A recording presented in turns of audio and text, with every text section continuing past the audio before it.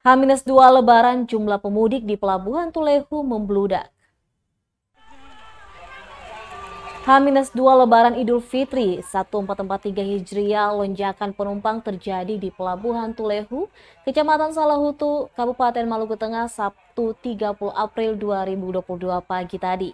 Sedikitnya terdata lebih dari 500 penumpang mengantri di ruang tunggu pelabuhan setempat dengan tujuan Amahai dan Saparua. Laeman nahkoda kapal Prisilia 99 rute Tulehu Amahai, lonjakan penumpang terjadi dari kemarin katanya. Dikatakan saat ini pihak perusahaan merubah jadwal keberangkatan dari dan kedua pelabuhan tersebut. Di mana tadinya kapal pagi berangkat jam 9 pagi dari Tulehu ke Amahai, kini dimajukan menjadi jam 8 pagi. Sedangkan berangkat sore biasanya pukul 4 sore dimajukan menjadi pukul 3 sore waktu Indonesia Timur. Kapal sudah bertolak dari Pelabuhan Tulehu menuju Amahai. Begitupun sebaliknya dari Pelabuhan Amahai yang biasanya jam 9 pagi dimajukan menjadi pukul 8 pagi. Sementara kapal siang berangkat tetap pukul 2 sore hari.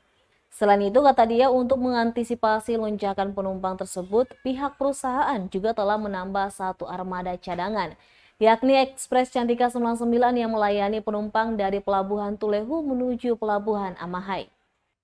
Iyo, bisa.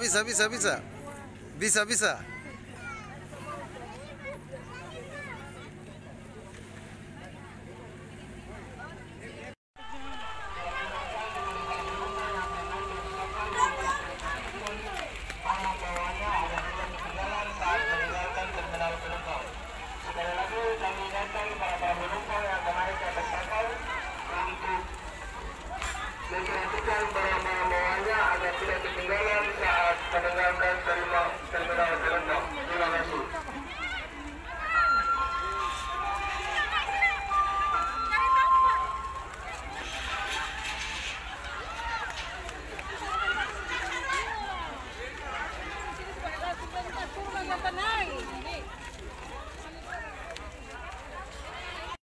Iyo, bisa. Terima kasih sudah nonton. Jangan lupa like, subscribe, dan share ya.